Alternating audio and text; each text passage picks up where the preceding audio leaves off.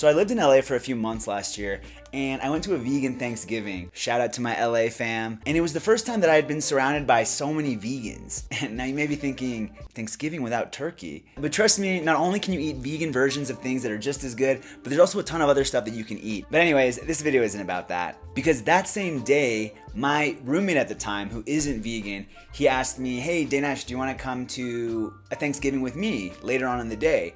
And, well, I told him yeah. And so while I was at the vegan Thanksgiving, I kind of mentioned that to some people there, and someone said, you're not gonna go to that, are you? And so I said, well, yeah. And they didn't mean it in a way to like dissuade me or anything.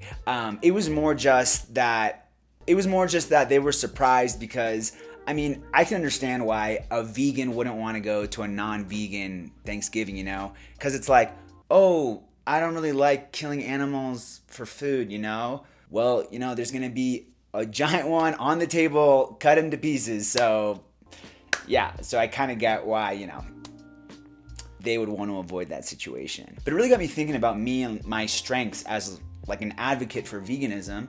I mean, none of my friends are vegan, and I'm always in these situations anyways. And I always get asked about veganism, and I mean, you know, who doesn't love talking about themselves? No, but I'm kidding. But seriously, I do love talking about veganism because, I mean, there's just like so much to say. You can talk about the health aspect, the environmental aspect, the ethics aspects, the aspects about the pandemics and antibiotics. There's just always so much to talk about. I mean, yeah, like I've got a whole YouTube channel about it. But more than that, I just love, you know, like connecting with people and talking to people. And I also feel like it's such a good chance to break the vegan stereotype. Growing up, I didn't know any vegans. And when I eventually heard about vegans, it was just, you know, the stereotypical vegan. I mean, you guys know what I'm talking about.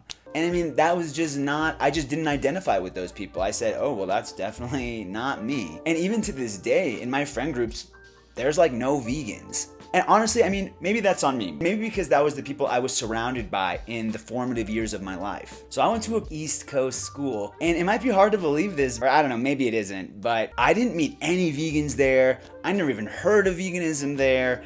And again, maybe it was because of the groups that I was in. I was in Greek life, I was on a sports team, and then I ended up working at this big tech company. So I've sort of been around the same kind of people this whole time. Funnily enough, the president of my fraternity is now vegan. And he's like the only one I know. But it's really funny because, you know, like you would think big tech company, East Coast school, you'd find a lot of vegans there, but that wasn't the case for me. But I feel like that makes me an even better advocate for veganism because I can represent veganism in circles where there's no one to be found. And the thing is I know there are other people like me. I mean, I wish that somebody had talked to me about veganism or told me or presented to me what I know today about it. And I would have changed my actions sooner, or at least I would have started thinking about it a lot sooner, you know what I mean? And so maybe I can be that person for someone today. Because something that I really believe in is be that person that you would want to be friends with, or be that person that you wish you had had in your life, you know? And that applies for anything. And on top of that, in college, I learned about this thing called the Asch line experiment.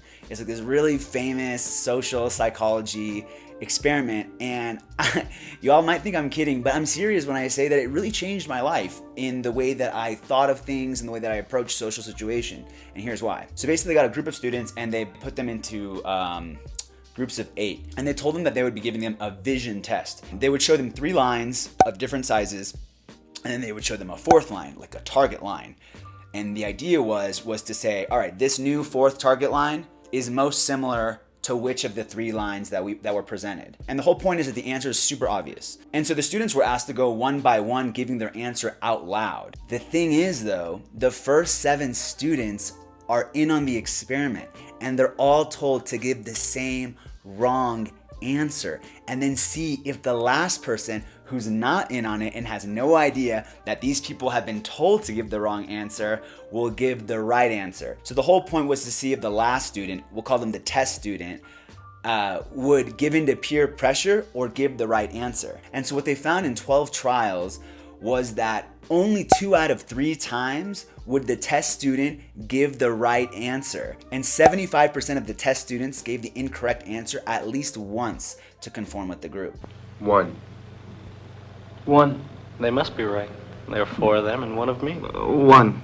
And here's where it gets interesting though. If they included just one person in the group who gave the right answer, conformity would drop 80%, and then only 5% of students would give the wrong answer. One. 1. 2. 1. 2. With a partner, yielding drops to only 5% of the critical trials compared to 37% without a partner. And so when I found that out, I was like, wow, like one person really can make a difference. All it takes is for someone to see that one person give the right answer and say, oh my God, like I was thinking the same thing. I just wasn't sure if anybody else was. And so I actually learned about that way before going vegan. And because of that, I started applying that to like all aspects of my life. I didn't mind being that one person if it would encourage other people to behave in ways that maybe they also agreed with.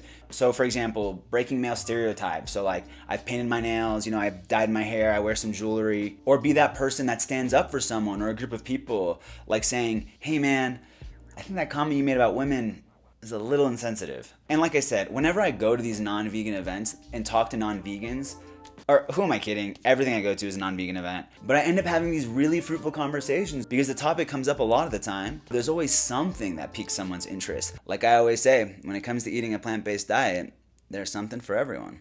And I don't ever expect anyone to go like vegan on the spot. I mean, I always try to be the best advocate for veganism that I can be and be empathetic in the sense that I was in their position like not too long ago, right? I haven't been vegan that long in the grand scheme of things. And I can understand what it feels like for someone to come up and just present all this stuff to you. And a lot of the times it's someone's first time ever thinking about it. But anyways, at least now they have a better impression of veganism in general. And hopefully when they think of veganism, they might think of me instead of one of those memes they've seen on the internet or, viral videos. And they'll say, well, that guy that I talked to, he seemed pretty reasonable. We seem to agree about a lot of things. Maybe veganism isn't so out of left field after all, you know what I mean? Anyways, thanks so much for watching, y'all. Consider liking and subscribing.